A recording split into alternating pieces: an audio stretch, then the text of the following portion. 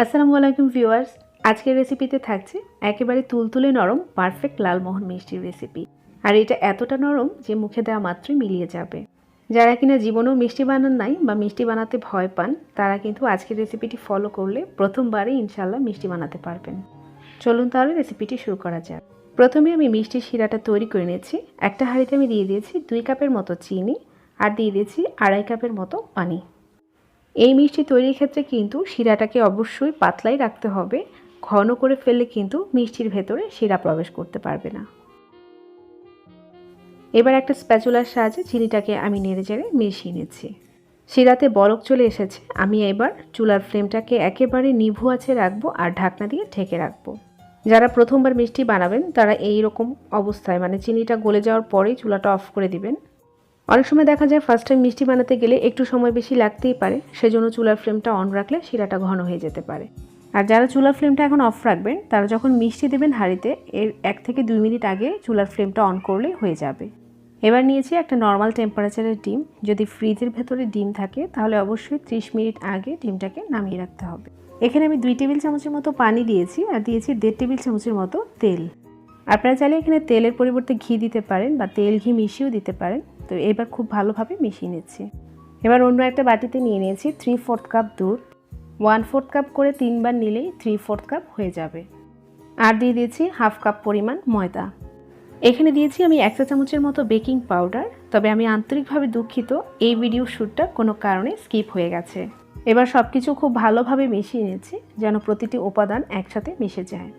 সব কিছু মেশানো হয়ে গেলে এবার ডিমের মিশ্রণটা থেকে অর্ধেকটা পরিমাণ দিয়ে দিচ্ছি। এবার হাত দিয়ে আমি অল্প অল্প করে মেখে নিচ্ছি। মোটামুটি ডিমটা মিশানো হয়ে গেলে এবার আমি বাকি অর্ধেক ডিমটা দিয়ে ভালোভাবে মিশিয়ে নিচ্ছি। আর এই মিষ্টি বানানোর ক্ষেত্রে কিন্তু ডোটাকে অতিরিক্ত মাখা যাবে না, জাস্ট ডিমটা মিশে গেলেই হয়ে গেল। মিষ্টির জন্য এমন একটা আঠালো ডো হয়েছে আর এটাকে আমি 5 মিনিটের জন্য রেস্টে রেখে দেব। মিষ্টির এই ডোটাকে আমি 5 মিনিটের জন্য ঠিক এভাবেই রেখে দিয়েছি। এবার 2 হাতে আমি তেল লাগিয়ে নিয়েছি। এবার ডোয়ের থেকে সামান্য একটু ডো নিয়ে 2 হাত দিয়ে ঘষে ঘষে একটা বল তৈরি করে নেব। মিশ্রণটা যেহেতু অনেক আঠালো আর 2 হাতের মধ্যে যেহেতু তেল আছে, মিশ্রণটা কিন্তু হাতে লেগে যাবে না, অনায়াসে গোল করা যাবে।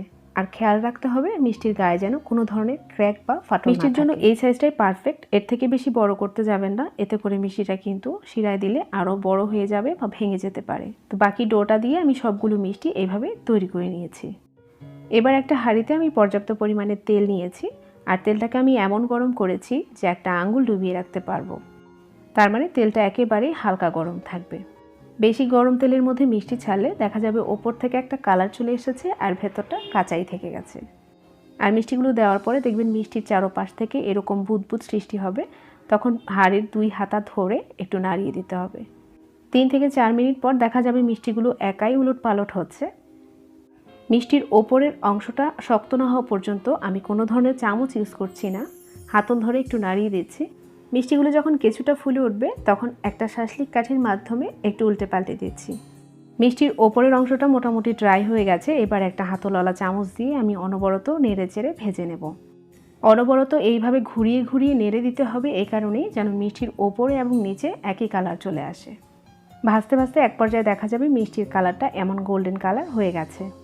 আর লালমোহনের কালারটা এর থেকে বেশি গাঢ় করলে কিন্তু দেখতে ভালো লাগবে না, সেজন্য আমি এবার চামচ দিয়ে মিষ্টিগুলোকে তুলে নিচ্ছি। মিষ্টিগুলোকে আমি ফার্স্ট থেকে লাস্ট পর্যন্ত এইভাবে ভেজে নিয়েছিলাম, চুলার আঁচ কিন্তু বাড়িয়ে দেইনি। মিষ্টিগুলোকে আমি 2 মিনিটের জন্য একটা প্লেটে উঠিয়ে রাখবো, তারপর গরম শিরায় আমি মিষ্টিগুলোকে দিয়ে দিচ্ছি। আর আমি ভিডিও শুরুতে বলেছিলাম যে যারা প্রথম বানাচ্ছেন শিরার চুলাটা অফ করে দিবেন, এরা এই পর্যায়ে চুলাটা অন করে দিয়ে তারপর মিষ্টিটা দিয়ে দেবেন। মোট কথা শিরাটা গরম থাকবে, মিষ্টিটা কুসুম গরম থাকতে হবে। অনেক সময় দেখা যায় গরম শিরার মধ্যে গরম মিষ্টি ঢেলে দিলে মিষ্টিটা চুপসে যায়। এবার ঢাকনা দিয়ে ঢেকে আমি মিষ্টিটাকে 3 থেকে 4 মিনিটের মতো মিডিয়াম হিটে সেদ্ধ করে নেব।